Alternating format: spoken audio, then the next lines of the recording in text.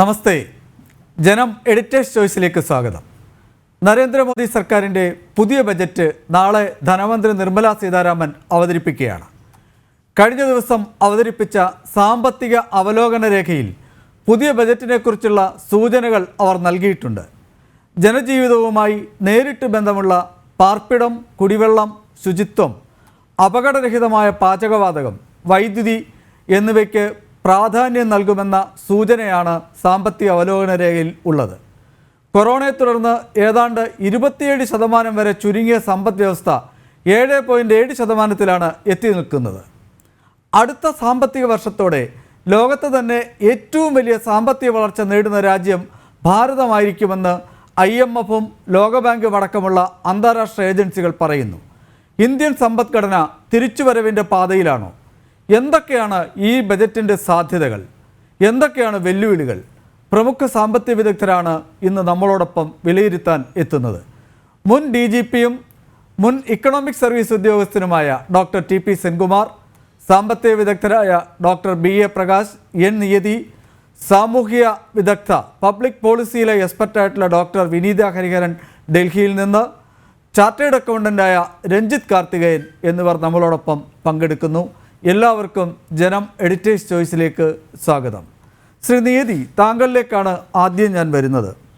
2019-20 ആഗോള മാന്ദ്യം, അതിൻ്റെ അവസാന ഘട്ടത്തിലുണ്ടായ ആഗോള മാന്ദ്യം ഇന്ത്യയെ മാത്രമാണ് കാര്യമായി ബാധിക്കാതിരുന്നത്. 6.4% കഴിഞ്ഞ തവണത്തെ നമ്മുടെ വളർച്ചാ നിരക്ക്.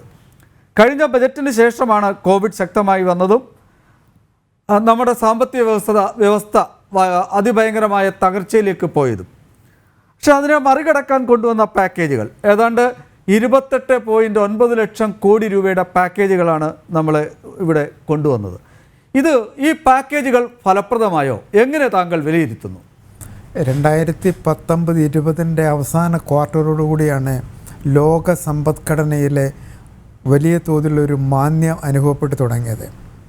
പക്ഷേ ആ മാന്ദ്യത്തെ ഒരു പരിധിവരെ ഇന്ത്യൻ സമ്പദ്ഘടനയ്ക്ക് പിടിച്ചു നിർത്താൻ കഴിഞ്ഞു എന്നുള്ള കാര്യം നമ്മൾ മനസ്സിലാക്കുകയൂടെ വേണം. അതിൻ്റെ ഫലമായിട്ട് അല്പം മെച്ചപ്പെട്ട ഒരു സാമ്പത്തിക പുരോഗതി നമുക്ക് കൈവരിക്കാൻ കഴിഞ്ഞു. അതുമാത്രമല്ല, വർഷങ്ങളായിട്ട് ഇന്ത്യൻ സമ്പദ്ഘടനയുടെ ഫണ്ടമെൻ്റൽ ഫാക്ടേഴ്സ് എല്ലാം വളരെ സ്ട്രോങ് ആയിട്ട് നിൽക്കുകയാണ്. ഉദാഹരണത്തിന് ഇപ്പം നമ്മുടെ ഇൻവെസ്റ്റ്മെൻറ്റ് റേറ്റ് ആണെന്നുണ്ടെങ്കിലും, സേവിങ് റേറ്റ് ആണെന്നുണ്ടെങ്കിലും, ഇൻഫ്ലേഷൻ ആണെന്നുണ്ടെങ്കിലും, അതേപോലെ തന്നെ ഫോറിൻ റിസർവ്സിൻ്റെ കാര്യത്തിലാണെന്നുണ്ടെങ്കിലും എല്ലാം ഇന്ത്യൻ സമ്പദ്ഘടനയ്ക്ക് ഒരു സ്ട്രോങ് ആയിട്ടുള്ള അല്ലെങ്കിൽ ശക്തമായൊരു അടിത്തറയുണ്ട്. അതിൻ്റെ അർത്ഥം താങ്കൾ പറയുന്നത് ഈ കൊറോണ കാലത്തെ സാമ്പത്തിക തകർച്ചയോ അല്ലെങ്കിൽ അതിനു മുമ്പ് വന്ന ആഗോള മാന്ദ്യവും ഇതിനെ കാര്യമായി ബാധിച്ചില്ല എന്ന് തന്നെയാണോ? അല്ല, നമ്മൾ കൊറോണ തുടങ്ങുന്നതിന് മുമ്പുള്ള വർഷത്തെ കാര്യമാണ്. 2019-20 നമ്മുടെ കൊറോണ എന്ന മഹാമാരി നമ്മുടെ ഇന്ത്യയിലും ലോകത്തും പൊട്ടിപ്പുറപ്പെടുന്ന 2019 ഡിസംബറിലാണ്. 2020 ജനുവരിയിലാണ് ഇന്ത്യയിൽ ആദ്യമായിട്ട് കൊറോണ വരുന്നത്. അത് ആദ്യം കേരളത്തിൽ വന്നു, അങ്ങനെ ഇന്ത്യയുടെ പല ഭാഗങ്ങളിലേക്ക് വന്നു. അപ്പോൾ നമ്മൾ ഒരു വർഷം പൂർത്തിയാകാനാകുമ്പോഴേക്കും ഇന്ത്യ എന്ന് പറയുന്ന രാജ്യത്ത് ഏകദേശം 1 കോടിയിൽ പരം ആൾക്കാർ ഈ കോവിഡ്-19 എന്ന് പറയുന്ന രോഗത്തിന് വിധേയരായിട്ടുണ്ട്. അതുപോലെ തന്നെ ഏകദേശം 4 ലക്ഷം ആൾക്കാർ മരിക്കുകയും ചെയ്തു. അങ്ങനെ ഒരു മഹാമാരിയെ അതിജീവിച്ചു വരുന്ന ഒരു രാജ്യം കൂടിയാണ് ഇന്ത്യ. പക്ഷേ അങ്ങനെ അതിജീവിക്കാൻ കഴിഞ്ഞതിനുള്ള പ്രധാനപ്പെട്ട കാരണങ്ങളിൽ ഒന്നാണ് ഞാൻ പറഞ്ഞത് നേരത്തെ, ഇന്ത്യൻ സമ്പദ്ഘടനയ്ക്ക് വർഷങ്ങളായിട്ടൊരു ഫണ്ടമെൻ്റൽസ് വളരെ സ്ട്രോങ് ആണ്.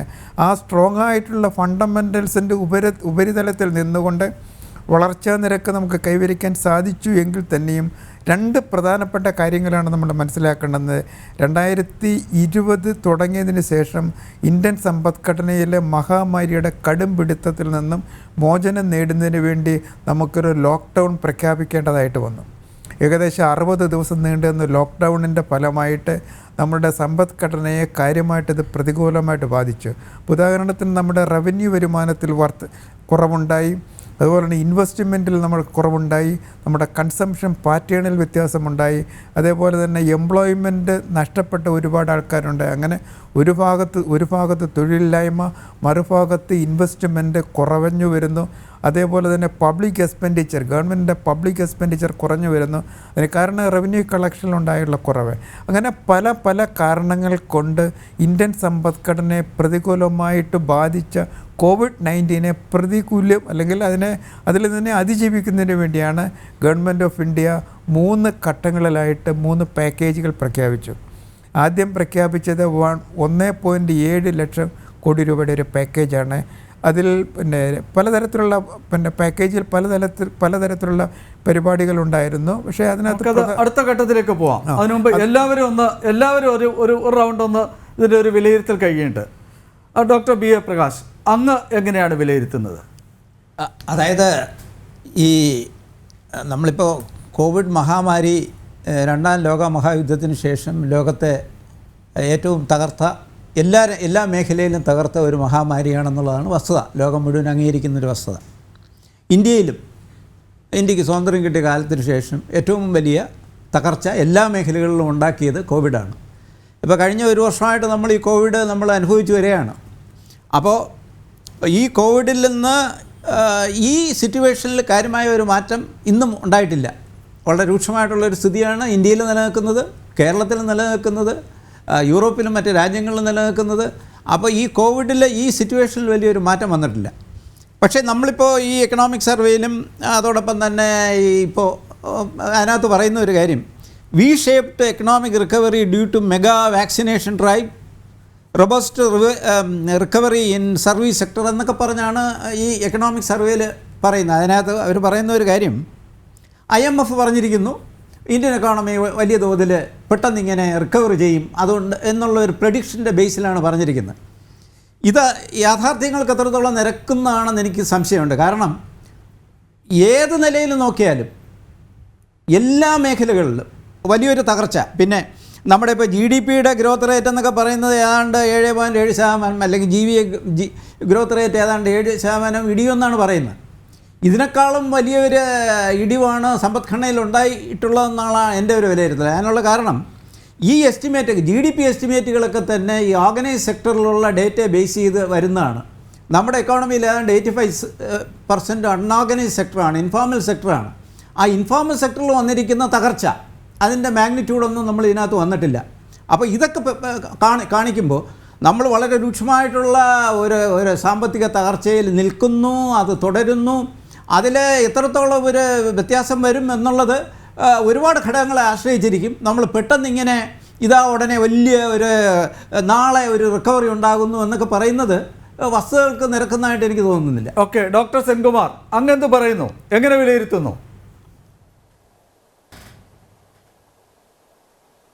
ഡോക്ടർ സെൻകുമാർ, നമ്മുടെ ലോകം മുഴുവൻ വലിയൊരു ഞാൻ പറയുന്നത് കേൾക്കാമോ? കേൾക്കാം, പറഞ്ഞോളൂ. അങ്ങ് പറയാം. ഞാൻ പറയുന്നത് കേൾക്കാമോ? കേൾക്കാം, അങ്ങ് പറയൂ. കേൾക്കുന്നില്ല, ഇത് വർക്ക് ചെയ്യുന്നില്ല.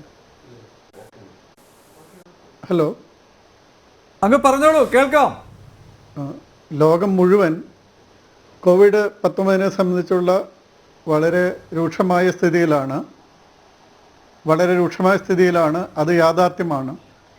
പക്ഷേ ആ യാഥാർത്ഥ്യങ്ങളിൽ തന്നെ നമ്മൾ മനസ്സിലാക്കേണ്ട കാര്യം, അതിനെ സംബന്ധിച്ച് ഇന്ത്യ സാമാന്യേന ഈ സമയം വളരെ നല്ല നിലയിൽ എന്ന് വെച്ചാൽ കോവിഡ് ഇല്ലാതായി എന്നല്ല, പക്ഷേ മറ്റ് സമ്പദ് വ്യവസ്ഥകൾ പലതിനെയും അപേക്ഷിച്ച് വളരെ ബെറ്ററായിട്ടുള്ളൊരു സ്ഥിതിയിൽ എത്തിയിട്ടുണ്ടെന്നുള്ളൊരു യാഥാർത്ഥ്യമാണ്. മാത്രമല്ല, നമ്മൾ വാക്സിനേഷൻ തുടങ്ങിക്കഴിഞ്ഞു.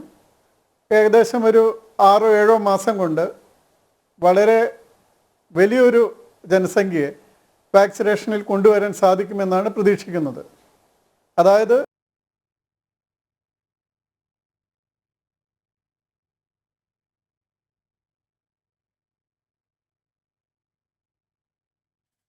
വി ഷേപ്ഡ് റിക്കവറിയെ കുറിച്ച് പറഞ്ഞു. നമ്മുടെ സമ്പത്ത് വ്യവസ്ഥ ഈ കഴിഞ്ഞ വർഷം 2020 അത് കുറഞ്ഞു പോയത് പ്രധാനമായിട്ടും സർവീസ് സെക്ടറിലും മാനുഫാക്ചറിങ് സെക്ടറിലുമാണ്. അതേസമയം കാർഷിക മേഖലയിൽ 3.1% വികസനം ഉണ്ടാകുകയും ചെയ്തു. ഇത് നമ്മൾ ശ്രദ്ധിക്കേണ്ട കാര്യം, ഇത് ലോകത്ത് മുഴുവനും ഇതേ രീതിയിൽ തന്നെയാണ് സാമാന്യേന ബാധിച്ചിരിക്കുന്നത്. കാരണം ഇപ്പോൾ അമേരിക്കയിലൊക്കെ നോക്കിയാൽ നമുക്ക് കാണാം അവിടത്തേക്ക് സ്റ്റോക്ക് എക്സ്ചേഞ്ച് വളരെ വലുതായിട്ട് നന്നായിട്ട് പ്രവർത്തിക്കുന്നു ഇപ്പോൾ. കാരണം എന്തെന്ന് വെച്ചാൽ അവിടെ വളരെ ബില്യൺസ് ഓഫ് ഡോളേഴ്സ് അവർ പമ്പ് ചെയ്തു എക്കോണമിയിലേക്ക്. അപ്പോൾ അതേസമയം അവർക്ക് ഹോട്ടൽസും മറ്റ് സ്ഥാപനങ്ങളൊന്നും ഇല്ലാതിരുന്നുകൊണ്ട് ആളുകൾ ഈ കിട്ടിയ പൈസ മുഴുവൻ സ്റ്റോക്ക് എക്സ്ചേഞ്ചിൽ നിക്ഷേപിക്കുകയാണ് ചെയ്തത്. അങ്ങനെ ശരിയായിട്ട് അടിസ്ഥാനമില്ലാതെ തന്നെ സ്റ്റോക്ക് എക്സ്ചേഞ്ചിൻ്റെ നിലവാരം അവിടെ വലുതാകാൻ സാധിച്ചു. പക്ഷേ ആ രീതിയിൽ അല്ല ഇന്ത്യയിൽ നടന്നത്. കാരണം ഇന്ത്യയിൽ അങ്ങനെ ഒരു ഡെഫിസിറ്റ് ഫൈനാൻസിങ് ആ രീതിയിൽ നടന്നിട്ടില്ല. ഇപ്പോൾ നമ്മുടെ ഫിസിക്കൽ ഡെഫിസിറ്റ് ഏകദേശം 6.8% GDP-യുടെ എത്തുമെന്നാണ് ഈ വർഷം നമ്മൾ പ്രതീക്ഷിക്കുന്നത്. ഇത് കഴിഞ്ഞ വർഷമൊക്കെ എസ്റ്റിമേറ്റ് ചെയ്താലും 5.5 എല്ലാം കഴിഞ്ഞ് അതേക്കാളും വളരെ കൂടുതലാകാണ്. പക്ഷെ ഒരു കാര്യമുള്ളത്, ഇനി ഇന്ത്യക്ക് വളരെ നല്ല രീതിയിൽ വികസിക്കാനായിട്ടുള്ള, വളർച്ച ഉണ്ടാകാനായിട്ടുള്ള, തൊഴിലില്ലായ്മ മാറ്റാൻ കുറേയധികം സഹായിക്കുന്ന ഘടകങ്ങൾ നിലവിലുണ്ട് എന്നുള്ളതാണ്. അത് ഇനി വരുന്ന സമയങ്ങളിൽ അക്കാര്യങ്ങളെ പറ്റി നമുക്ക് ചർച്ച ചെയ്യാം. ഏതായാലും വികസിക്കാനായിട്ടുള്ള സാധ്യതകൾ വളരെയേറെയുണ്ട്. നമ്മൾ ശ്രദ്ധിച്ച് എല്ലാവരും ഒരുമിച്ച് അതിനൊക്കെ ലക്ഷ്യം വയ്ക്കുകയാണെങ്കിൽ തീർച്ചയായിട്ടും ചൈനയുടെ എക്കോണമി മാത്രമാണ് ചുരുങ്ങാതെ ഏകദേശം 3.1% വളർച്ചയിൽ നിലനിന്ന ഒരു മേജർ എക്കോണമി. അത് IMF പോലും പറയുന്നത് ഇന്ത്യ 11.5% 2021-22 വളരും എന്നാണ്. ചൈന പോലും 8.6% വളരുള്ളൂ. പക്ഷേ ഇന്ത്യയുടെ വളർച്ച 7.7% താഴ്ന്നു പോയ ഒരു ലെവലിൽ നിന്നാണ് പിന്നീട് ഉണ്ടാകുന്നതെന്ന് നോക്കണം. അതായത് ബേസ് കുറച്ചുകൂടി താഴെയാണ്. അപ്പോൾ ചൈനയുടെ 8.6 എന്ന് പറയുന്നത് 3.1 അതിൽ നിന്നും പിന്നീടും വരുന്ന 8.6%ലേക്കാണ് ചൈന വരുന്നത്. ഏതായാലും ഇന്ത്യയുടെ സ്ഥിതി അനുസരിച്ച് സാമാന്യേന മറ്റ് രാജ്യങ്ങളുമായിട്ട്, പ്രത്യേകിച്ച് യൂറോപ്യൻ രാജ്യങ്ങളും അമേരിക്കയായിട്ട് പോലും താരതമ്യം ചെയ്യുമ്പോൾ പോലും കുറെ കൂടി നല്ല നിലയിൽ വളർച്ചാ നിരക്ക് ഉണ്ടാകാനുള്ള സാഹചര്യങ്ങൾ ഉണ്ടായിട്ടുണ്ട് എന്ന് കാണാം. ഓക്കെ ശ്രീ രഞ്ജിത്ത് കാർത്തികേയൻ, വളരെ ചുരുക്കി വളരെ പെട്ടെന്ന് ഒരു ഇൻട്രൊഡക്ഷൻ എങ്ങനെ കാണുന്നു? എനിക്ക് തോന്നുന്നത് ഈ പറഞ്ഞത് എല്ലാവരും പറഞ്ഞതിനോട് യോജിപ്പുണ്ട്. എനിക്ക് ഡെഫിനറ്റായിട്ട് നമ്മൾ ഷ്രിങ്ക് ചെയ്തു, ഒരുപാട് പ്രോബ്ലംസ് ഉണ്ട്, അൺഓർഗനൈസ് സെക്ടർ നമ്മൾ ഫാക്ടറിങ് ചെയ്തിട്ടില്ല എന്നൊക്കെ പറയുമ്പോഴും ഒരു കാര്യം നമ്മൾ മറന്നു പോകരുത്. നമ്മൾ ഈ ഇത്രയും കാലമായിട്ട് കഴിഞ്ഞ കുറച്ച് വർഷങ്ങളായിട്ട് കൊടുത്ത ഊന്നലെന്ന് പറയുന്നത് എനിക്ക് തോന്നുന്നത് ഇൻഫ്രാസ്ട്രക്ചറിനും അതുപോലെ തന്നെ അഗ്രികൾച്ചറിനുമായിരുന്നു. നമുക്ക് കഴിഞ്ഞ ബഡ്ജറ്റിലൊക്കെ അറിയാം, ഒരുപാട് അഗ്രികൾച്ചറിന് നമ്മൾ ഈ പ്രാവശ്യം നമ്മൾ സേവ് ചെയ്തതും ആ സെക്ടർ തന്നെയാണ്. ഏറ്റവും കൂടുതൽ ഗ്രോത്ത് ഉണ്ടായിട്ടുള്ള സെക്ടർ അഗ്രികൾച്ചറാണ്. അപ്പം നമ്മൾ പണ്ട് ഇൻഡസ്ട്രിയലൈസേഷനും മറ്റുമൊക്കെ വേണം എന്നൊക്കെ പറഞ്ഞിരുന്ന് ഇന്ന് പ്രൂവ് ചെയ്തിരിക്കപ്പെടുന്നത് നമ്മുടെ അഗ്രികൾച്ചറും റൂറൽ എക്കോണമിയും വളരെ ശക്തമായി നമ്മളെ പ്രൊട്ടക്റ്റ് ചെയ്തു, അല്ലെങ്കിൽ നമ്മൾ താങ്ങി നിർത്തി. അത് ഡെഫിനറ്റായിട്ട് നമ്മുടെ ഒരു എക്കോണമിയെ ഒരു പക്ഷേ അടുത്ത വി ഷേപ്ഡ് ഒരു റിക്കവറിയിലേക്ക് നമ്മൾ കൊണ്ടുപോകും.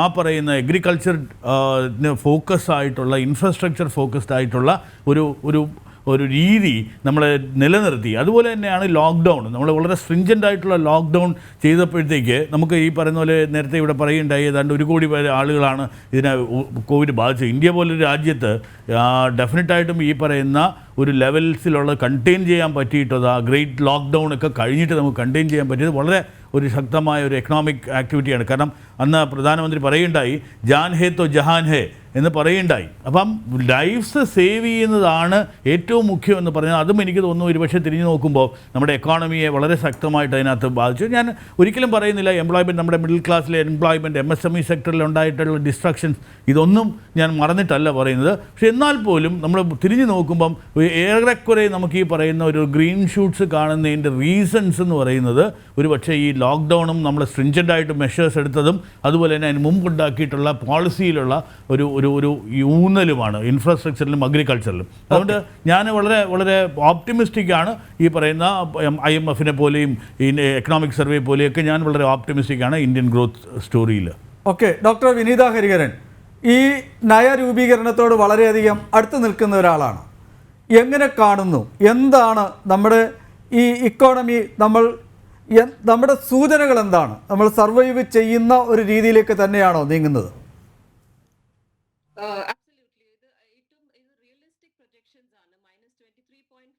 റിയലിസ്റ്റിക് പ്രൊജക്ഷൻസ് ആണ്. നമ്മുടെ ഡൗൺ സ്ലൈഡും അപ്പ് സ്ലൈഡും കൂടിയും ക്യാപ്ചർ ചെയ്തിട്ട് ഒരു എക്കണോമിക് സർവേ ആയിരുന്നു. ഏറ്റവും സിംപ്ലിസ്റ്റിക് ലാംഗ്വേജിൽ chief economic adviser was able to explain to the public how നമ്മൾ ഈ പാൻഡമിക്കിനെ എത്രയും ഫിയർലെസ് ആയിട്ട് നമ്മൾ ടാക്കിൾ ചെയ്തു എന്നാണ് അതിന്റെ ഒരു പ്രൂഫ്. -23.5 -7.75 ആണ് നമ്മൾ പോണത്. വി ആർ നോട്ട് സെയിങ് നമ്മൾ പോസിറ്റീവ് ഗ്രോത്തിലേക്ക് പോകും എന്നല്ല പറയണത്. പക്ഷെ IMF കൂടിയും ഇന്റർനാഷണൽ ഓർഗനൈസേഷൻസ് ലൈക്ക് IMF കൂടിയും പ്രൊജക്ട് ചെയ്യുന്നത് 11.5% ഗ്രോത്ത് ആണ് നെക്സ്റ്റ് കമ്മിങ് 2 yearsന്. അപ്പൊ ഇതൊക്കെ ഒരു റിയലിസ്റ്റിക് പ്രൊജക്ഷൻസ് ആണ്. ഇപ്പൊ വേറൊരു പാനലിസ്റ്റ് പറഞ്ഞു ഇൻഫോർമൽ സെക്ടറിന് നമ്മള് ഓവർലുക്ക് ചെയ്തു. അതല്ല, ഏറ്റവും ആദ്യത്തെ മെഷർ നമ്മുടെ ഗവൺമെന്റ് ഓഫ് ഇന്ത്യ അനൗൺസ് ചെയ്തത് 3 lakh crore rupees MSME സെക്ടറിന് വേണ്ടിയിട്ടായിരുന്നു, ചെറുകിട വ്യവസായങ്ങളിന് വേണ്ടിയിട്ടായിരുന്നു അനൗൺസ്മെന്റ് ചെയ്തത് ഗവൺമെന്റ് ഓഫ് ഇന്ത്യ. ആ 3 lakh crore fund distressed assets, distressed MSMEസിനും പിന്നെ മെറ്റ MSMEസിനും വേണ്ടിയിട്ട് ലിക്വിഡിറ്റി ഇൻഫ്യൂഷൻ ആയിരുന്നു ഗവൺമെന്റിന്റെ ഏറ്റവും ആദ്യത്തെ റെസ്പോൺസ്. അതിൽ ഒരു over 50% of the MSMEs 24 lakh MSMEs ഇതോട് പോസിറ്റീവ്ലി ഇമ്പാക്ട് ചെയ്തിട്ടുണ്ട്. പിന്നെ അതില്ലാണ്ട് ഈ പാൻഡമിക് ഇത്രയും ഒരു ചാലഞ്ചിങ് ടൈംസിലും കൂടി നമ്മുടെ government of India labour reforms കൊണ്ടുവന്നു. ഹിസ്റ്റോറിക്കൽ ലേബർ റിഫോംസ് ആണ് നമ്മൾ കൊണ്ടുവരാൻ പറ്റിയത്. 44 ലേബർ ലോസ് നമ്മൾ ചുരുക്കിയിട്ട് 4 ലേബർ കോഡ്സിലോട്ട് ചുരുക്കിയത്. അതിന്റെ ഒരു ഇമ്പാക്ട് ഉണ്ടാവുന്നത് ഈസ് ഓഫ് ഡൂയിങ് ബിസിനസ് നമ്മൾ കുറേയും കൂടിയും പ്രോഗ്രസീവ് ആവും. ഇപ്പോ ഈ ലേബർ കോഡ്സ് ചുരുക്കിയത് വിൻ വിൻ സിറ്റുവേഷൻ ആണ് എല്ലാവർക്കും, എംപ്ലോയേഴ്സിനും എംപ്ലോയീസിനും മറ്റ് സ്റ്റേക്ക് ഹോൾഡേഴ്സിനും ഒരു വിൻ വിൻ സിറ്റുവേഷൻ ആണ് ക്രിയേറ്റ് ചെയ്യുന്നത് മിനിസ്ട്രി ഓഫ് ലേബർ ഇത്രയും ഒരു പ്രൊആക്റ്റീവ് റിഫോംസ് കൊണ്ടുവന്നത്. പിന്നെ ആരോ പറഞ്ഞു 90%, my esteemed panelists told that over 90% of the economy is informal sector. Agreed. But this government has taken so many proactive measures to bring the informal enterprises into the formal sector. There are so many schemes in formal sector ലോട്ട് കൊണ്ടുവരാനായിട്ട് ഒരുപാട് പ്രോഗ്രാംസും സ്കീംസും government of India announce ചെയ്തിട്ടുണ്ട് last 6 years. ഇത് ഒരു immediate response അല്ല ഈ V shape recovery. Policy consistency ഉണ്ടായിട്ടുണ്ട് നമ്മുടെ ഗവൺമെന്റിന് last 6 years. Proactive reforms towards agriculture, towards informal sector, towards MSMEs and towards the migrant laborers. So that's how we are able to achieve a V-shaped recovery. Okay നമുക്ക് ഒരു ഇടവേളയ്ക്ക് ശേഷം വീണ്ടും ചർച്ചയിലേക്ക്. ശ്രീനീതി, lockdown എല്ലാ സെക്ടറിനെയും തളർത്തിയിട്ടുണ്ട്. അതിൻ്റെ ഇമ്പാക്റ്റ്, ഈ ലോക്ക്ഡൗണിൻ്റെ ഇമ്പാക്റ്റ് അല്ലെങ്കിൽ ലോക്ക്ഡൗൺ എങ്ങനെയാണ് സ്വാധീനിച്ചത്? ഇപ്പോൾ 29% ഇടിവാണ് നമ്മുടെ ഇതിൽ ഉണ്ടായിട്ടുള്ളത്. അതോടൊപ്പം നേരത്തെ സെൻകുമാർ സാർ ചൂണ്ടിക്കാണിച്ച മാതിരി കാർഷിക മേഖലയിൽ 3.4% വളർച്ച ഉണ്ടായി. അതോടൊപ്പം അഗ്രികൾച്ചറൽ പ്രൊഡക്ഷൻ 301 ലക്ഷം ടൺ ഇതിൽ തന്നെ കൺസിസ്റ്റൻ്റ് ആയിട്ട് നിൽക്കുകയും ചെയ്തു. അപ്പോൾ ഈ തവണത്തെ ബജറ്റിലും ഈ കാർഷിക മേഖലയ്ക്കും ഗ്രാമീണ വികസനത്തിനും ഊന്നൽ കൊടുക്കുമെന്ന് താങ്കൾ കരുതുന്നുണ്ടോ? തീർച്ചയായിട്ടും ഇന്ത്യൻ സമ്പദ്ഘടനയിലെ കാർഷിക മേഖലയുടെ സ്വാധീനം വളരെ വലുതാണ്. അത് ചരിത്രപരമായ ഒരു സത്യം കൂടിയാണ്. കാരണം 1980 ശേഷം നമ്മളിങ്ങനെ ഹിസ്റ്റോറിക്കലായിട്ട് എടുത്തൊരു അനാലിസിസ് നടത്തിക്കഴിഞ്ഞാൽ 80 ശേഷം നമ്മുടെ കാർഷിക മേഖല സ്ഥിരമായിട്ടൊരു ഗ്രോത്ത് റേറ്റ് അച്ചീവ് ചെയ്യുന്നുണ്ട്. അതിൻ്റെ ഫലമായിട്ടാണ് ഫുഡ് ഗ്രെയിൻസ് പ്രൊഡക്ഷൻ്റെ സെൽഫ് സഫിഷ്യൻസി നമ്മളോട് അച്ചീവ് ചെയ്തിട്ടുള്ളതും. അത് 2020-21 ഇപ്പം നേരത്തെ പറഞ്ഞതുപോലെ 301 ദശലക്ഷം ഫുഡ് ഗ്രെയിൻസ് ഉൽപ്പാദിപ്പിക്കപ്പെടും എന്നാണ് ഇപ്പോൾ ലേറ്റസ്റ്റ് കണക്കുകൾ പറയുന്നത്. അതിൻ്റെ ഫലം കൂടിയാണ് 3.4% വളർച്ച കാർഷിക മേഖലയിൽ 2020-21 സൃഷ്ടിക്കാൻ കഴിയുമെന്ന് പറയുന്നത്. പക്ഷേ നമ്മൾ ഇന്ത്യൻ സമ്പദ്ഘടന മാത്രമല്ല, ലോകത്തെ എല്ലാ പ്രധാനപ്പെട്ട സമ്പദ്ഘടനകളും ഈ മഹാമാരിയുടെ ഫലമായിട്ടൊരു പ്രത്യാഘാതം നേരിട്ടുകൊണ്ടിരിക്കുകയാണ്. ഉദാഹരണത്തിന് അമേരിക്കൻ എക്കോണമി കഴിഞ്ഞ ക്വാർട്ടറിൽ, അതെങ്കിൽ 2020-21 ഫസ്റ്റ് ക്വാർട്ടറിൽ 30% കോൺട്രാക്ഷൻ ഉണ്ടാക്കിയത്. അതേപോലെ UK എക്കോണമിയിലും ഏകദേശം 17% വന്നിട്ടുണ്ട്. അതേപോലെ തന്നെ ജാപ്പനീസ് എക്കോണമി, ഇതിൽ ഏഷ്യയിലെ 2ാമത്തെ ലാർജസ്റ്റ് എക്കോണമിയാണ് ജപ്പാനിൽ പോലും ഏകദേശം 10% കോൺട്രാക്ഷൻ ഉണ്ടായിട്ടുണ്ട് അവരുടെ GDP-യിൽ. അപ്പോൾ അതുമായിട്ട് കമ്പയർ ചെയ്യുന്ന അവസരത്തിൽ ഇന്ത്യയിലെ അല്പം കൂടുതലാണ്, ഏകദേശം 23.9% വരുന്നുണ്ട്. പക്ഷേ ഇന്ത്യൻ സമ്പദ്ഘടന ഞാൻ തുടക്കത്തിൽ പറഞ്ഞതുപോലെ ഇന്ത്യയിലെ ഫണ്ടമെൻ്റൽസ് ഓഫ് ദി എക്കോണമി വളരെ സ്ട്രോങ് ആണ്. അതുകൊണ്ട് വലിയൊരു പ്രത്യാഘാതത്തെ തടഞ്ഞു നിർത്തുവാനുള്ള ശേഷി ഇന്ത്യൻ സമ്പദ്ഘടനയ്ക്കുണ്ട്. പണ്ട് നേടിയിട്ടുള്ളതാണത്. ഓക്കെ. പക്ഷെ ഇവിടെ നമ്മൾ നോക്കേണ്ടുന്നത് ഈ എക്കണോമിക് പാക്കേജിൻ്റെ ഫലമായിട്ട് ഇന്ത്യൻ സമ്പദ്ഘടനയിലുണ്ടായ നേട്ടങ്ങളാണ് നമ്മൾ മനസ്സിലാക്കേണ്ടത്. ഇന്ത്യൻ സമ്പദ്ഘടനയിലെ 19-20 മുതൽ 2 പ്രധാനപ്പെട്ട ഡ്രോബാക്സ് നടത്തിക്കൊണ്ടിരിക്കുകയാണ്. കാരണം നമ്മുടെ പ്രൈവറ്റ് ഇൻവെസ്റ്റ്മെൻറ്റ് അല്പം കുറഞ്ഞിട്ടുണ്ട്, അതേപോലെ തന്നെ നമ്മുടെ കൺസംഷൻ ഡിമാൻഡും കുറഞ്ഞിട്ടുണ്ട്. ഈ കൺസംഷൻ ഡിമാൻഡ് കുറയുകയും പ്രൈവറ്റ് ഇൻവെസ്റ്റ്മെൻറ്റ് കുറയുകയും ബാങ്കുകളുടെ ഈ കിട്ടാക്കടം വർദ്ധിക്കുകയും ചെയ്ത ഈ 3 ഘടകങ്ങളായിരുന്നു 19-20 ഇന്ത്യൻ സമ്പദ്ഘടനയെ പ്രതികൂലമായിട്ട് ബാധിച്ച 3 ഘടകങ്ങൾ. അതിൽ നിന്നും കരകയറാൻ തുടങ്ങിയ അവസരത്തിലാണ് ഇന്ത്യൻ സമ്പദ്ഘടനയിലേക്ക് ഈ COVID-19 കടന്നു വരുന്നത്. ആ COVID-19 കടന്ന് വരവോടുകൂടി 2020-21 ബഡ്ജറ്റിൽ പറഞ്ഞിരുന്ന പല പ്രോഗ്രാമുകളും പൂർണ്ണ തോതിൽ നടപ്പിലാക്കാൻ കഴിയാൻ പറ്റാത്ത ഒരു റിസോഴ്സ് മൊബിലൈസേഷൻ ട്രെൻഡാണ് ഇന്ത്യൻ എക്കോണമി നേരിട്ടുകൊണ്ടിരിക്കുന്നത്. ഇപ്പം GSTയുടെ കളക്ഷൻ ആണെന്നുണ്ടെങ്കിലും വീണ്ടും പിന്നീട് വരാം. ഓക്കെ, ഡോക്ടർ സെൻകുമാർ, പ്രധാനമന്ത്രി ഒരു ദിവസം പ്രധാനമന്ത്രി രാജ്യത്തോട് അഭിസംബോധന ചെയ്തപ്പോൾ പറഞ്ഞത് ഇന്ത്യയിൽ ആരും പട്ടിണി കിടക്കാൻ പോകുന്നില്ല എന്നാണ്. എത്ര ലോക്ക്ഡൗൺ ഉണ്ടായാലും എന്ത് സാഹചര്യത്തിലും. അതിൻ്റെ കാരണം ഈ കാർഷിക മേഖലയുടെ ഈ ശക്തമായ ആ നിലനിൽപ്പാണോ അതിൻ്റെ കാരണം? എങ്ങനെയാണ് അങ്ങ് കാണുന്നത്?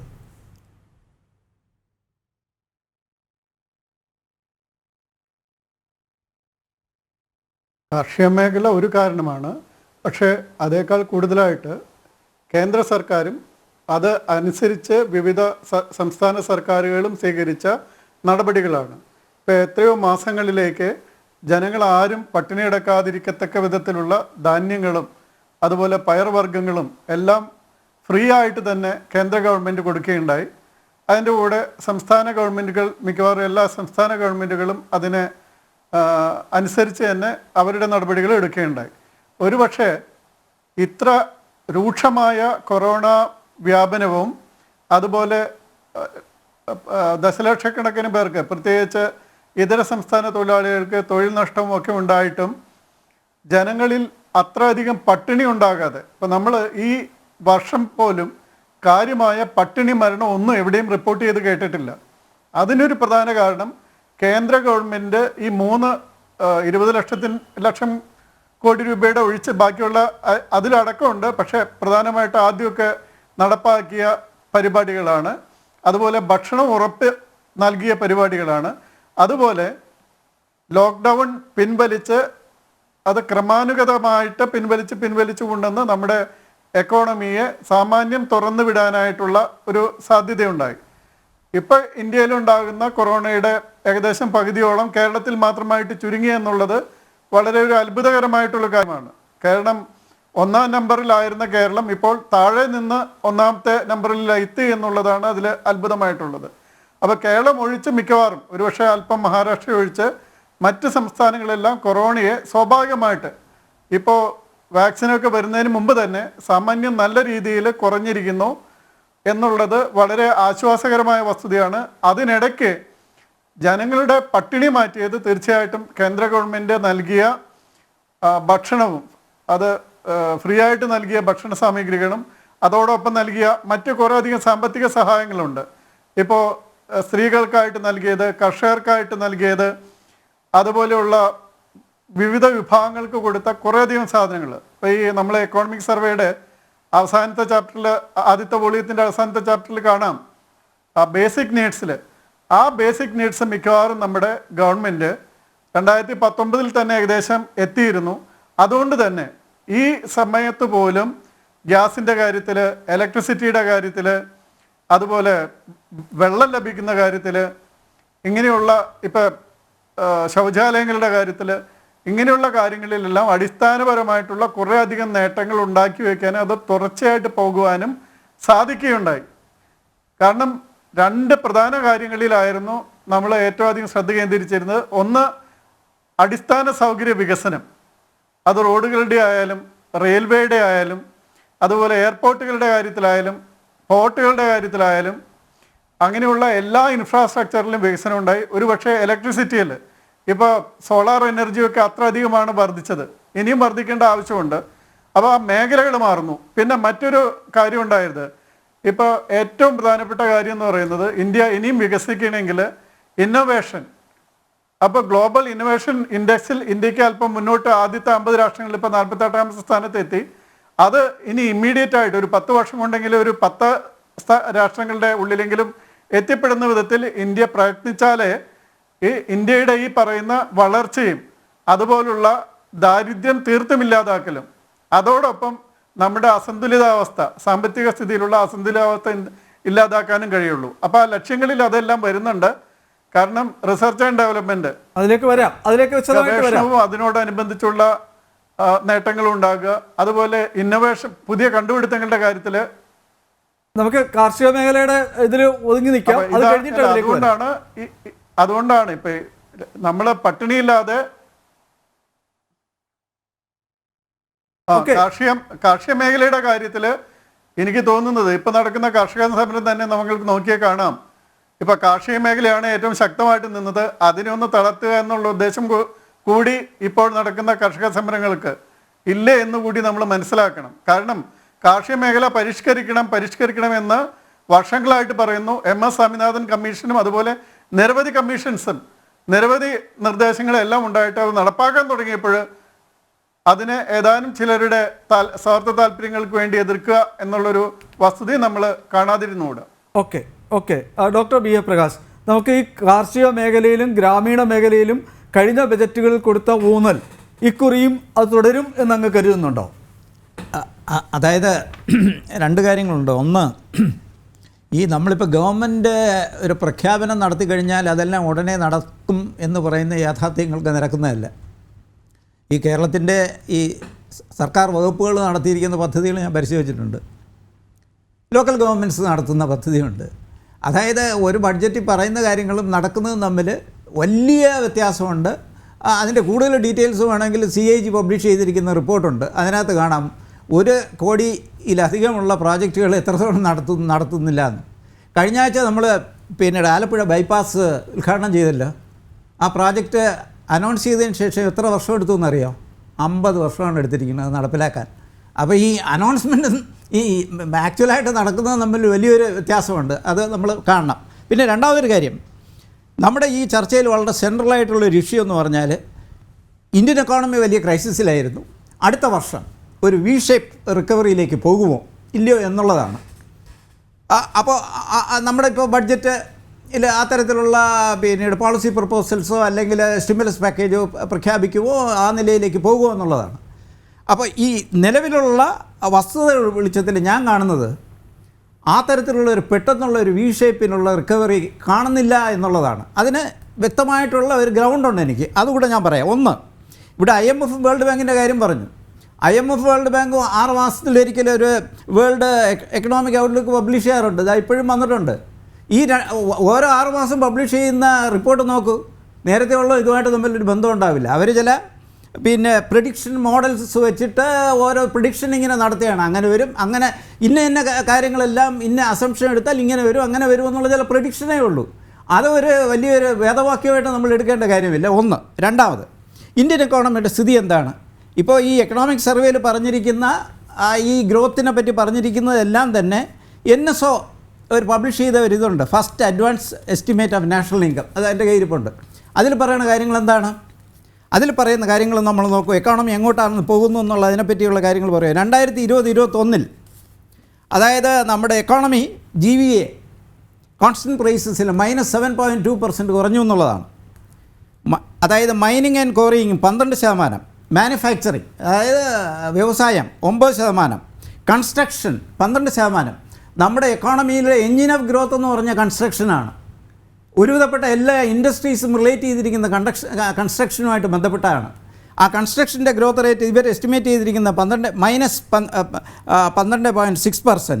Trade, hotel, transport, communications 21%, public administration, defence etcetera 3.7% എന്ന് പറയുമ്പോൾ നമ്മുടെ സമ്പദ്ഘടനയിലെ സുപ്രധാനമായിട്ടുള്ള സെക്ടേഴ്സൊക്കെ വലിയ ഒരു തകർച്ച വന്നിരിക്കുന്നു. വീണ്ടും ഒരു കണക്ക് ഇതിനകത്ത് കൊടുത്തിട്ടുണ്ട്, ഈ ഫസ്റ്റ് അതുകൂടെ ഞാൻ പറയാം. അതായത് മേജറായിട്ടുള്ള എക്കണോമിക് ഇൻഡിക്കേറ്റേഴ്സിൽ വന്നിരിക്കുന്ന മാറ്റം, പ്രൊഡക്ഷൻ ഓഫ് സിമൻറ്റ് 2021 കുറഞ്ഞിരിക്കുന്നത് -20 ഏതാണ്ട് 20%, 19.5%. Consumption of steel -16.8%. Sale of commercial vehicles, ഇത് ഏതാണ്ട് നവംബർ വരെയുള്ള കാലം വെച്ചിട്ടാണ്, പീരീഡ് വെച്ചിട്ടാണ് NSO ഈ പറഞ്ഞിരിക്കുന്നത്. 56% sale of commercial vehicles. Purchase of private vehicles -25%. Cargo handle in major seaport -10.7%. Cargo handle in airports -78%. Railway passenger kilometers -98%. Export of goods and services -7.7%. Import of goods and services -20.5%. Manufacturing -19.7%. ഇത് കേന്ദ്ര സർക്കാർ സമ്മതിച്ചല്ലേ sir? അല്ലല്ല, ഞാനീ പറഞ്ഞത് ഇപ്പോൾ ഈ കഴിഞ്ഞ November വരെയുള്ള സ്റ്റാറ്റിസ്റ്റിക്സിൻ്റെ വെളിച്ചത്തിൽ ഈ അതായത് NSO പബ്ലിഷ് ചെയ്തിരിക്കുന്ന കണക്ക് ഇതിൻ്റെ ബേസിലാണ് ഇപ്പോൾ നമ്മൾ ഈ കഴിഞ്ഞ വർഷത്തെ തകർച്ച പറഞ്ഞിരിക്കുന്നത്. ഇത്രയും തകർച്ച ഓരോ മേഖലയിലും നിലനിൽക്കുന്നു. ഏതൊരു നവംബർ വരെ അല്ലെങ്കിൽ ഡിസംബർ വരെ നിലനിൽക്കുന്നു. ഇതിൽ 3 മാസം കൊണ്ട് നമ്മളിപ്പോൾ ഈ ഫൈനാൻഷ്യൽ ഇയർ കംപ്ലീറ്റ് ചെയ്തിട്ടില്ല. കംപ്ലീറ്റ് ചെയ്യണമെങ്കിൽ മാർച്ച് വരണം. ഈ 2-3 മാസം കൊണ്ട് കാര്യങ്ങളെല്ലാം പെട്ടെന്നിങ്ങനെ മാറി നമ്മൾ ഉടനെ V ഷേപ്പിലേക്ക് പോകുമെന്നൊക്കെ പറയുന്നത് പിന്നീട് വസ്തുതകൾക്ക് നിരക്കുന്നതാണോ സാമാന്യ ബുദ്ധിക്ക് നിരക്കുന്നതാണോ അത് ഒരു തരത്തിലുള്ള ഒരു രാഷ്ട്രീയ പ്രചരണമല്ലേ എന്ന് നമ്മൾ കാണേണ്ടിയിരിക്കുന്നു. ഓക്കെ സുരേഷ്, ഞാൻ ഡോക്ടർ പ്രകാശ് പറഞ്ഞ V ഷേപ്പിൻ്റെ കാര്യമാണ്. V ഷേപ്പിലെന്ന് പറഞ്ഞു കഴിഞ്ഞാൽ തുടക്കത്തിൽ എല്ലാവരും പറഞ്ഞതുപോലെ നമ്മളൊരു 60 ദിവസം നീണ്ടു നിന്ന ഒരു കംപ്ലീറ്റ് ഫുൾ ലോക്ക്ഡൗൺ ആയിരുന്നു. ഇന്ത്യയിലെ ഒരൊറ്റ ട്രെയിൻ സർവീസ് പോലും നടത്തിയിരുന്നില്ല, വിമാനം എയർ സർവീസ് നടത്തിയിരുന്നില്ല, ഷിപ്മെൻറ്റ്സ് ഒന്നുമില്ലായിരുന്നു, അതുപോലെ തന്നെ മോട്ടോർ വെഹിക്കിൾസിൻ്റെ സെയിൽസ് ഇല്ലായിരുന്നു, ഫാക്ടറികളെല്ലാം അടച്ചിട്ടിരിക്കുകയായിരുന്നു. അങ്ങനെ 60 ദിവസം സ്ഥിരമായിട്ട് അല്ലെങ്കിൽ തുടർച്ചയായിട്ട് നമ്മുടെ എല്ലാ ട്രാൻസ്പോർട്ട് ഫെസിലിറ്റീസും അതുപോലെ തന്നെ കൺസ്ട്രക്ഷൻ ആക്ടിവിറ്റീസും ഇതെല്ലാം നിരന്തരമായിട്ട് അല്ലെങ്കിൽ 60 ദിവസം തുടർച്ചയായിട്ട് അടച്ചിട്ടിരുന്നതിൻ്റെ ഫലമായിട്ടാണ് സമ്പദ്ഘടനയിലെ ഫസ്റ്റ് ക്വാർട്ടറിലുണ്ടായിട്ടുള്ള ഈ തകർച്ച എന്ന് പറയുന്നത്. ആ തകർച്ച തീർച്ചയായിട്ടും ഈ കോവിഡ് ക്രമീകരിച്ചു അല്ലെങ്കിൽ കോവിഡിൽ നിന്നും വാക്സിനേഷൻ വഴി നമുക്ക് മുക്തി നേടാൻ കഴിയുമെന്നുണ്ടെന്നുണ്ടെങ്കിൽ ട്രാൻസ്പോർട്ട് സർവീസസ് വർദ്ധിക്കും, അതുപോലെ തന്നെ കൺസ്ട്രക്ഷൻ ആക്ടിവിറ്റീസ് കൂടും, അതനുസരിച്ച് എംപ്ലോയ്മെൻറ്റ് കൂടും. അതെല്ലാം ഒരു 6 മാസം കൊണ്ട് തിരിച്ചെടുക്കാൻ പറ്റുമെന്നാണ് എൻ്റെ വിശ്വാസം. അതിൻ്റെ അടിസ്ഥാനത്തിലായിരിക്കും ഒരു പക്ഷേ IMFും വേൾഡ് ബാങ്കും ആ V ഷേപ്ഡ് കർവിലേക്ക് നമ്മൾ പെട്ടെന്ന് തിരിച്ചു വരും. അവിടെയാണ് ഡോക്ടർ പ്രകാശ് പറഞ്ഞതിനോടുള്ള എൻ്റെ അഭിപ്രായ വ്യത്യാസം. കാര്യം ഇത് നരേന്ദ്രമോദിയോ അല്ലെന്നുണ്ടെങ്കിൽ നിർമ്മലാ സീതാരാമനോ പറഞ്ഞതല്ല. IMFും മറ്റേ വേൾഡ് ബാങ്കും ഈവൻ ഗീതാ ഗോപിനാഥ് അടക്കമുള്ള എക്സ്പെർട്സ് പറയുന്നതാണ് ഈ V ഷേപ്പ് റിക്കവറി. അല്ലല്ല, അതിൽ വലിയ കഥയില്ലാന്ന് ഞാൻ പറഞ്ഞത്. ഓക്കെ, പറഞ്ഞ് മനസ്സിലായില്ലേ? ഇവിടെ നമ്മൾ കോവിഡ് ആദ്യം വന്നപ്പോൾ ലോക്ക്ഡൗൺ കഴിഞ്ഞിപ്പോൾ അതായത് 2 മാസം കഴിഞ്ഞ് എല്ലാം നോർമലാവുമെന്നല്ലേ നമ്മൾ പ്രെഡിക്റ്റ് ചെയ്തുകൊണ്ടിരുന്നത്. എന്തായി? ഇവിടെ വാക്സിനേഷൻ ഇവിടെ തുടങ്ങിയതേ ഉള്ളൂ. ഇപ്പോൾ UK സ്ഥിതി എന്താണെന്നറിയാമോ? വളരെ ഡെവലപ്ഡ് ആയിട്ടുള്ള ഒരു രാജ്യത്തിൻ്റെ സ്ഥിതി. കോവിഡ് ഒരു വാക്സിനേഷൻ തുടങ്ങിയാലും ഈ പഴയ സ്ഥിതിയിലേക്ക് ഒരു നോർമൽ സിറ്റുവേഷനിലേക്ക് എക്കോണമി ആളുകൾ എത്താൻ എത്ര ദിവസം വരുമെന്ന് ഏതെങ്കിലും ഒരു സയൻറ്റിസ്റ്റ് പറയുന്നുണ്ടോ? ഒരു സിറ്റുവേഷനിൽ എത്താൻ എത്ര ദിവസം വരുമെന്നുള്ള, അല്ലെങ്കിൽ ഈ വാക്സിനൊക്കെ എവിടെയാണ് പോകാൻ പോകണമെന്നുള്ള പറയുന്നുണ്ടോ? അല്ലെങ്കിൽ ഈ തരത്തിലുള്ള ഒരു മഹാമാരി പോലുള്ള ഒരു വലിയ കോവിഡ് പാൻഡമിക് വന്ന ഒരു വലിയൊരു തകർച്ച വന്നു കഴിഞ്ഞാൽ 2 ദിവസം കൊണ്ടോ 3 ദിവസം കൊണ്ടൊന്നും എക്കോണമി റിക്കവർ ചെയ്യില്ല, ആളുകൾ തിരിച്ചു വരില്ല, ടൂറിസ്റ്റ് യാത്ര ചെയ്യുമോ? അപ്പോൾ ഇതൊന്നും പരിഗണിക്കാതെ നമ്മൾ സാങ്കല്പികമായിട്ട് എന്തെങ്കിലും ഒരു ചുമ്മാ ഇങ്ങനെ ഒരു ശ്ലോകം പറഞ്ഞാൽ കാര്യങ്ങൾ നടക്കും. ഓക്കെ, ഒരു ഇടവേളയ്ക്ക് ശേഷം ഞാൻ രഞ്ജിത്ത് കാർത്തികേയനിലേക്ക് വരാം. വീണ്ടും ചർച്ചയിലേക്ക് doctor chartered accountant Shri Ranjith കാർത്തികേയനിലേക്കും ഡോക്ടർ വിനീത ഹരിഹരനിലേക്കുമാണ് ഇനി വരാനുള്ളത്. എന്ത് പറയുന്നു doctor Ranjith Karthikeyan? Doctor PA Prakash പറഞ്ഞ മാതിരി ഇതിനകത്തൊരു രാഷ്ട്രീയം ഉണ്ടെന്ന് തോന്നുന്നുണ്ടോ? ഇല്ല, അദ്ദേഹം ഇത് 2 പെർസെപ്ഷനാണ്. എനിക്ക് തോന്നുന്നു ഒരു എക്കോണമി എന്ന് പറയുമ്പം ഒരു എക്കോണമിസ്റ്റുകളും സാധാരണ പെർസെപ്ഷൻസും അല്ലെങ്കിൽ അതിൻ്റെ ഒരു നമ്പേഴ്സും ഒക്കെ വെച്ചിട്ടുള്ളൊരു ഇൻ്റർപ്രിട്ടേഷനാണ്. ഒരു എക്കോണമി എപ്പോഴും ഒരു ഹോപ്പിൻ്റെ പുറത്താണ് സഞ്ചരിക്കുന്നതെന്ന് ഞാൻ വിശ്വസിക്കുന്നു. ആ ഒരു ഹോപ്പും അതിൻ്റെ കൂട്ടത്തിൽ അതാണ് നമ്മളെ കൺസംഷൻ കൂട്ടുന്നത്, അല്ലെങ്കിൽ ഇങ്ങനെ നടക്കുമെന്നുള്ള പ്രഡിക്ഷൻ വയ്ക്കുമ്പോഴാണ് ഒരു എക്കോണമിയിൽ ഒരു സ്പെർ ഉണ്ടാകുന്നത്, ഗ്രീൻ ഷൂട്ടർ ഉണ്ടാകുന്നത്, പ്രൊഡക്ഷൻ കൂടുന്നത്. അപ്പം കൺസംഷൻ ഉണ്ടാകുന്നതിൽ ഡിമാൻഡ് അനുസരിച്ചുള്ള പ്രൊഡക്ഷനൊക്കെ വേണം എന്ന് പറയുമ്പം നമ്മുടെ പോസിറ്റീവ് ഔട്ട്ലുക്ക് ഉണ്ടാകുമ്പോഴേ ഉള്ളൂ ഒരു എക്കോണമി ഗ്രോ ചെയ്യുന്നത്. അപ്പം എനിക്ക് തോന്നുന്നത് ഡോക്ടർ പ്രകാശ് പറയുന്നത് അദ്ദേഹത്തിൻ്റെ ഒരു പെർസെപ്ഷനാണ്. അദ്ദേഹത്തിന് ഈ പറയുന്ന നമ്പേഴ്സ് നോക്കുന്ന ഒരു ഇമ്മീഡിയറ്റ് ആയിട്ടൊരു റിട്ടേൺ വരില്ല എന്ന് തോന്നുന്നു. പക്ഷേ അങ്ങനെ അല്ല, നമ്മൾ കാണുന്ന ഇപ്പോഴത്തെ ഈ കറണ്ട് ക്വാർട്ടേഴ്സിലൊക്കെ നോക്കുകയാണെങ്കിൽ വളരെയധികം ഇമ്പ്രൂവ്മെൻ്റ് ഉണ്ടായിട്ടുണ്ട്. എൻ്റെ ഡിമാൻഡുണ്ട്, വളരെ കൂടുതൽ ആളുകൾ ഈ പറയുന്ന നേരത്തെ ട്രാവൽ ആൻഡ് ടൂറിസം അങ്ങനെയൊക്കെയുള്ള സെക്ടറിൽ ആളുകൾ ഇപ്പോൾ തന്നെ നമുക്കറിയാം. ഈ കേരളത്തിൽ പോലും ഒരുപാട് ട്രാവൽ ആൻഡ് ടൂറിസം, മൂന്നാർ പോലും, പൊന്മുടി മുതൽ എനിക്ക് തോന്നുന്നു ഇവിടുത്തെ ഉള്ള എല്ലാ മേഖലകളിലും ഒരു സ്പെർട്ടിൻ ആക്ടിവിറ്റി ഓൾറെഡി കണ്ടു കഴിഞ്ഞു. ഇതൊരു വാക്സിൻ വന്നതുകൊണ്ടാണ് എന്നുള്ളതല്ല, ആളുകളുടെ ഒരു ബേസിക് ഒരു കൊറോണ എന്ന് പറയുന്ന ഒരു മഹാമാരിയോടുള്ളൊരു ആറ്റിറ്റ്യൂഡും കൂടെയാണ്. അപ്പം ഡെഫിനറ്റായിട്ടും ട്രെയിൻ സർവീസസ് തിരിച്ചു വരുന്നു, ഫ്ലൈറ്റിൻ്റെ സർവീസസ് തിരിച്ചു വരുന്നു. ഇങ്ങനെയുള്ള സമയത്ത് നാച്ചുറലി ഈ 11% ഗ്രോത്ത് എന്ന് പറയുന്നത് വീണ്ടും നമ്മൾ വളരെ താഴെയുള്ള പെർസെൻറ്റേജ് പറയുന്നത് ഈ 11% പ്രാക്ടിക്കലി ഏതാണ്ട് 2.5% കഴിഞ്ഞ വർഷത്തെ ലെവലാണ്. ഏതാണ്ട് 2 വർഷം എടുക്കും എന്നാണ് പറയുന്നത്. നമ്മുടെ ഈ 2019 സമയത്തേക്കുള്ള ഒരു ഗ്രോത്ത് ലെവലിലോട്ട് എത്താൻ. ഈ 11% എന്ന് കേട്ട ഉടനെ ഈ പഴയ ഗ്രോത്തിൻ്റെ മുകളിലോട്ടുള്ള ഗ്രോത്ത് അല്ല, ഈ പറയുന്ന ഡിപ്പിൽ നിന്നും വരുന്ന ആ മുകളിലോട്ടുള്ള ഒരു ഗ്രോത്ത് ഫാക്ടർ. പക്ഷേ ഒരു 1-2 വർഷം എടുക്കും നമുക്കൊരു next level growth level retain ചെയ്യാൻ. അപ്പോൾ അങ്ങനെയുള്ള കാര്യമാണ്. അല്ലാതെ നമ്മൾ വിചാരിക്കുന്നത് പോലെ ഇത് ഗ്രോത്തിൻ്റെ ഒരു ഇമ്പാക്റ്റ് 60 ദിവസത്തോളം ക്ലോസ് ഡൗൺ ചെയ്തിരുന്നിടത്ത് നിന്ന് ആക്ടിവിറ്റി കൂടി വരുമ്പോഴത്തേക്ക് നാച്ചുറലി ഒരു വലിയ ഇൻക്രീസ് ഉണ്ടാകും. ഒരുപാട് എൻ്റെ ഡിമാൻഡ്സ് ഉണ്ടാകും, ആളുകളുടെ ട്രാവൽ തുടങ്ങിയിരിക്കും. അങ്ങനെയുള്ള കാര്യങ്ങളിലേക്ക് വരുമ്പോഴത്തേക്ക് GDPയുടെ ഗ്രോത്ത് ഒരു ബേസിക് ഗ്രോത്ത് ഒരു ഭയങ്കരമായി ഉണ്ടാകും എന്ന് തന്നെയാണ് നമുക്ക് മനസ്സിലാക്കേണ്ടത്. അത് തന്നെയാണ് ഒരുപക്ഷെ ഈ പറയുന്ന IMFും വേൾഡ് ബാങ്കും നമ്മുടെ എക്കണോമിക് സർവേ പോലും, അത് നമ്മളിപ്പം മറ്റേ വിദേശ അവരുടെ ഇതല്ല, NSO എന്ന് പറയുന്ന ഓർഗനൈസേഷൻ പറഞ്ഞിട്ടുള്ള കാര്യങ്ങൾ നമ്മൾ പലപ്പോഴും അതിനെ എംപ്ലോയ്മെൻറ്റ് ജനറേഷനെ പറ്റിയൊക്കെ പറയുന്നതൊക്കെ സാമ്പിൾ സർവേ ഓർഗനൈസേഷൻസാണ്. പക്ഷെ അല്ലാതെ തന്നെ നമുക്ക് കിട്ടുന്ന ഡേറ്റ ആണെങ്കിലും നമ്മുടെ ഈ പറയുന്ന ഇപ്പം ഇവിടെ ലോക്കലി നോക്കുകയാണെങ്കിൽ പോലും പാസഞ്ചർ കാറിൻ്റെ ഒരു ഡിമാൻഡ് 200-300 വെഹിക്കിൾസാണ് ഓരോ ഡീലർഷിപ്പും കേരളത്തിൽ വിൽക്കുന്നത് ഒരു മാസം. അത് മനസ്സിലാക്കണം. അപ്പം പാസഞ്ചർ കാറിൻ്റെ ഇതുണ്ട്, ഓട്ടോമൊബൈൽ സെക്ടറിലുണ്ട്, കമേഴ്സ്യൽ വെഹിക്കിൾസിൻ്റെ ഇമ്പ്രൂവ്മെൻ്റ് ഉണ്ട്. അപ്പോൾ ജനറലി ഒരു ഔട്ട്ലുക്ക് എന്ന് പറയുന്നത് നമ്മളൊരു സീരിയസ് ആയിട്ട് നോക്കുകയാണെങ്കിൽ ഒരു ഗ്രീൻ ഷൂട്ട്സ് ഉണ്ട്. അപ്പം ഞാൻ ഓപ്റ്റിമിസ്റ്റിക് ആയിട്ട് അതിനെ കാണുന്നു. അതിനെ ഒരു നെക്സ്റ്റ് ലെവലിൽ നമുക്കൊരു ഗ്രോത്ത് ലെവലിലേക്ക് പോകാൻ ഒക്കുമെന്ന് കാണുന്നു. അതിന് വാക്സിൻ ഒരു വളരെ വലിയ ഒരു കോൺഫിഡൻസ് ബൂസ്റ്ററാണ്. അല്ലെങ്കിൽ വാക്സിൻ എടുത്തതുകൊണ്ട് കൊറോണ അല്ലെങ്കിൽ നമ്മുടെ ഇക്കോണമി കൂടുമോ എന്നുള്ളതല്ല. പക്ഷേ വാക്സിനേഷൻ എന്ന് പറയുന്ന ഒരു പ്രോസസ്സ് ആളുകൾക്ക് ഒരുപാട് കോൺഫിഡൻസ് കൂട്ടുന്നുണ്ട്, പ്രൊഡക്ടിവിറ്റി കൂടും, സ്പെൻഡിങ് കൂടും. മാത്രമല്ല ഈ കഴിഞ്ഞ കുറച്ച് കാലം നമ്മൾ ഈ 30 ഡേയ്സ് അല്ലെങ്കിൽ 60 ഡേയ്സ് ട്രാവൽ ചെയ്യാത്തിരുന്ന ആളുകൾ കൂടുതൽ ട്രാവൽ ചെയ്യും. അതിനകത്ത് ഡൊമസ്റ്റിക് ട്രാവൽ ഭയങ്കരമായി ഇമ്പ്രൂവ് ചെയ്യും എന്നാണ് പറയുന്നത്.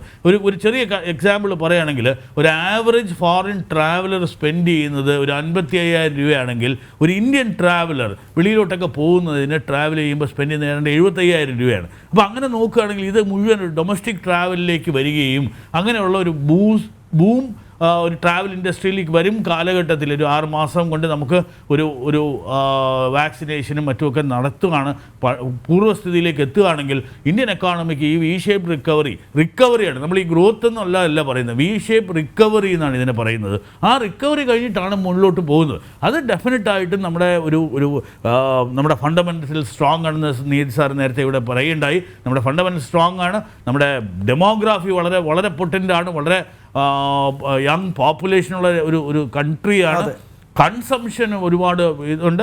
മാത്രമല്ല നമ്മുടെ ഈ ആത്മനിർഭർ ഭാരത് പാക്കേജസ് ഒക്കെ വളരെ ബോട്ടം ഓഫ് ദ പിരമിഡിൽ ഒരുപാട് പണം ആളുകളുടെ കയ്യിൽ എത്തിച്ചു. അത് ഈ സ്റ്റോക്ക് അപ്പം നമുക്ക് നോക്കിയാൽ ഒരു കാര്യം മനസ്സിലാകും, ഈ സ്റ്റോക്ക് എക്സ്ചേഞ്ചിൻ്റെ അഭൂതപൂർവമായ ഇൻക്രീസും അതേസമയം എക്കോണമിയിലെ ഡിക്ലൈനും തമ്മിൽ എന്താ നമുക്ക് പറയാൻ ഒക്കുന്നത്. അപ്പം നാച്ചുറലി ആളുകളുടെ പണമുണ്ട്, അത് ഡെപ്പോസിറ്റ് അല്ലെങ്കിൽ ഈ പറയുന്ന സ്റ്റോക്ക് മാർക്കറ്റിലേക്ക് പോയി ഡെഫിനറ്റായിട്ട് അത് പ്രൊഡക്റ്റീവായിട്ട് വരും, കൺസംഷനിലോട്ട് മാറും, അതിന് ഒരു GDP ഗ്രോത്ത് ഉണ്ടാകും. ഭാരതത്തിന് അങ്ങനെ ഒരു വളരെ പോസിറ്റീവായിട്ടുള്ളൊരു ഗ്രോത്ത് റേറ്റിലോട്ടും വരാനൊക്കും എന്ന് തന്നെയാണ് നമ്മൾ കരുതേണ്ടത്. ഓക്കെ വിനീത ഹരിഹരൻ, താങ്കൾക്ക് ഇതിനെക്കുറിച്ച് കുറച്ചുകൂടി കാര്യക്ഷമമായി പറയാൻ കഴിയും. ഈ V-ഷേപ്പ് റിക്കവറി അത് പ്രായോഗികമല്ല, അതൊരു പരിധിവരെ ഒരു പൊളിറ്റിക്കൽ സ്റ്റണ്ടാണ് എന്നുള്ള രീതിയിലാണ് ഡോക്ടർ പ്രകാശ് ഇവിടെ പറയുന്നത്. അദ്ദേഹം കേരളത്തിൻ്റെ ധനകാര്യ കമ്മീഷൻ്റെ ചെയർമാനായിരുന്നു. ഒരു പക്ഷേ കോൺഗ്രസിൻ്റെയോ UDFൻ്റെയോ കൂടെ ഒരു സഹയാത്രികനായിട്ട് പോയിരുന്ന ആളാണ്. അതുകൊണ്ട് അദ്ദേഹം കാണുന്ന രാഷ്ട്രീയത്തെ ഞാൻ എതിർക്കുന്നില്ല. ഒരു പോളിസി എക്സ്പെർട്ട് എന്ന നിലയിൽ എങ്ങനെ കാണുന്നു? ഡെഫിനറ്റ്ലി ഇപ്പൊ നമ്മൾ സ്കെപ്റ്റിക്കൽ ലെൻസോട് നോക്കിയാൽ അത് എന്ത് ഡേറ്റയും നമുക്ക് വിശ്വസിക്കാൻ പറ്റത്തില്ല. ഇപ്പൊ we cannot believe any data. പക്ഷെ we have to believe some credible agency. IMF പോലെ agency it's a credible agency. Government of India economic survey ആണ് പറഞ്ഞിരിക്കുന്നത്. ഇത് വേറെ പൊളിറ്റിക്കൽ പാർട്ടി അല്ല പറഞ്ഞിരിക്കുന്നത്. It's not the manifesto of the BJP government. It is the economic survey of India which is predicted this. പിന്നെ V shape recovery എന്ന് പറയുമ്പോൾ നമ്മൾ പറയുന്നില്ല നമ്മൾ പോസിറ്റീവ് ഗ്രോത്തിലേക്ക് മാജിക്കൽ ആയിട്ട് റിക്കവർ ചെയ്യുമെന്ന്. -23 -7.75% പോകുന്നാണ് നമ്മൾ പറയുന്നത്. അത് എന്തുകൊണ്ടാണ്? കുറെ liquidity measures government of India എടുത്തിട്ടുണ്ട്. ഈ പാൻഡമിക്കിന്റെ ടൈമിൽ തന്നെ നമ്മൾ we worked over worked and then we brought out കുറെ ഹിസ്റ്റോറിക്കൽ റിഫോംസ് കൊണ്ടുവന്നു, കുറെ ക്യാഷ് വൗച്ചർ സ്കീംസ് കൊണ്ടുവന്നു, കുറെ ലിക്വിഡിറ്റി മെഷേഴ്സ് കൊണ്ടുവന്നു. So that consumption increases, demand increases. Supply side measures എടുത്തു, ഡിമാൻഡ് സൈഡ് മെഷേഴ്സും നമ്മൾ കുറെ സ്ട്രാറ്റജിക് ആയിട്ട് പ്ലാൻ ചെയ്തിട്ട് കൊണ്ടുവന്നു. ഇപ്പൊ ഒറിജിനൽ ക്വസ്റ്റ്യൻ, നിങ്ങളുടെ ക്വസ്റ്റ്യൻ അബൌട്ട് അഗ്രികൾച്ചർ ആയിരുന്നു. അതിലോട്ട് we moved away from that, കുറെ ഡൈവേർട്ട് ആയി നമ്മള്. അതിന് ഫോക്കസ് ചെയ്യുന്നത് ഇറ്റ്സ് ഇമ്പോർട്ടന്റ്. ബിക്കോസ് ഈ ഗവൺമെന്റ് അഗ്രികൾച്ചർ സെക്ടറിൽ ഏറ്റവും കൂടുതൽ ത്രസ്റ്റ് കൊടുത്തത് ഈ ഗവൺമെന്റ് ആണ്. അഗ്രികൾച്ചർ സെക്ടർ ഇപ്പൊ more than 60% of India still rural. നമുക്ക് അത് ആക്സെപ്റ്റ് ചെയ്യണം. എത്രത്തോളം സ്കീംസും ഇപ്പൊ നമ്മൾ പറയുന്നത് പ്രധാനമന്ത്രി കിസാൻ സമ്മാൻ നിധി, മന്ത്രി ഫസൽ ബീമ യോജന, അതിലൊക്കെ more than 1,13,000 crore ആണ് നമ്മൾ ബഡ്ജറ്റിൽ ലാസ്റ്റ് 6 years നമ്മൾ കൊണ്ടുവന്നത്. സിമിലർലി ഫാമർ പ്രൊഡ്യൂസർ ഓർഗനൈസേഷൻ എന്ന് പറഞ്ഞൊരു revolution through out the country, അത് നമ്മൾ സ്കെയിൽ അപ്പ് ചെയ്തു. 10,000 ഫാമർ പ്രൊഡ്യൂസർ ഓർഗനൈസേഷൻ സെറ്റപ്പ് ചെയ്യാനായിട്ട് ministry of agriculture fund setup art ചെയ്തിട്ടുണ്ട്. പിന്നെ ഹിസ്റ്റോറിക്കൽ ഫാം ബിൽസിലോട്ട് ഞാൻ അതിലോട്ട് വരാം. പക്ഷെ talking about the funding, agriculture infrastructure fund ഒരു 1 lakh crore ഒരു agriculture infrastructure fund government of India setup ചെയ്തിട്ടുണ്ട്. അപ്പൊ നിങ്ങളുടെ ആദ്യത്തെ ക്വസ്റ്റ്യൻ ആയിരുന്നു, ഇത് ഇങ്ങനെ തന്നെ ആയിരിക്കുമോ നമ്മൾ പോവുണ്ടാവുക, ബഡ്ജറ്റിൽ ഇത് എക്സ്പെക്ട് ചെയ്യാൻ പറ്റുമോ എന്ന്. തീർച്ചയായിട്ടും, because this agriculture infrastructure fund has already been setup. അത് നമുക്ക് മുന്നോട്ട് കൊണ്ടുപോകാനേ പറ്റുള്ളൂ. അപ്പൊ അഗ്രികൾച്ചറിലോട്ട് ആയിരിക്കും നമ്മുടെ ഒരു focus. Trust of this government would be on strengthening the agriculture sector. Also too, now when you come to the farm bills, there are 3 components to the farm bills. There is a Farm Produce, Trade and Commerce Bill, the Farmers Agreement on Price Assurance, and the Farm Services Bill, Essential Commodities Amendment Bill. So, ഈ ആദ്യത്തെ bill എന്ന് പറയുന്നത് നമ്മൾ of course everybody knows that, but it is important to reiterate, മണ്ടീസിലോട്ട് മാത്രം നമ്മൾ cell ചെയ്യാണ്ട് farmer മണ്ടിയുടെ beyond ആയിട്ട് അവർക്ക് ബയേഴ്സിനെ അപ്രോച്ച് ചെയ്യാം. അവർക്ക് ആ MSP മുകളിലോട്ട് പ്രൈസ് കിട്ടുന്ന സ്ഥലത്ത് അവർക്ക് പോയി സെൽ ചെയ്യാം. അത് ഫിസിക്കലി അല്ല, നാം പോർട്ടൽ വഴി. അതും ഒരു ഡിജിറ്റലൈസേഷൻ, ഒരു റെവല്യൂഷൻ ആണ് ഈ ഗവൺമെന്റ് കൊണ്ടുവരുന്നത്. ട്രാൻസ്ഫോർമേറ്റീവ് ഇമ്പാക്ട് ആണ് ഈ digitalisation of all governance measures including agriculture. Through the eNAM portal, they can sell it to any buyer across mandis, across states, across the nations, in the international arena also. So that is a historical reform that has been brought in. And as far as the MSP is concerned, the component, second component of this act is that the agreement on price assurance. Adil clear at a price guarantee mechanism, adil articulate cheyyunnundu. Ee price guarantee mechanism nu parnja, അത് last drawn price in the nearest APMC. അതാണ് ആ model price നോക്കിയിട്ടാണ്, അതിന് peg ചെയ്തിട്ടാണ്, അതിന്റെ കൂടുതലാണ് ഫാമേഴ്സിന് കിട്ടുക, not below that price. So therefore ഇതൊക്കെ പഠിച്ചിട്ട് ക്ലിയർ ആയിട്ട് പഠിച്ചിട്ട് വേണം അതിന് ഒരു to talk against that. So I feel that the way the government is going on track ആണ് towards progressive reforms ആണ് ഈ ഗവൺമെന്റ് പോകുന്നത്. പിന്നെ അറ്റ് ദ സെയിം ടൈം ഇപ്പൊ പറഞ്ഞ വാക്സിൻസിനെ കുറിച്ച് പറയുകയാണെങ്കിൽ, ഇപ്പൊ ഇത് ആ ഡിസ്കഷൻ കൂടി പറയുന്നുണ്ടായിരുന്നു മൈ എസ്റ്റീം പാനലിസ്റ്റ്. അപ്പൊ വാക്സിൻസ് നോക്കുകയാണെങ്കിൽ I'm extremely proud to be an Indian today. We have produced a record number of vaccinations in the record time, and so I think, and we have also been able to 150 countries nammal vaccine kodukkan pettittundu. So that is a historical effort taken by this government of India.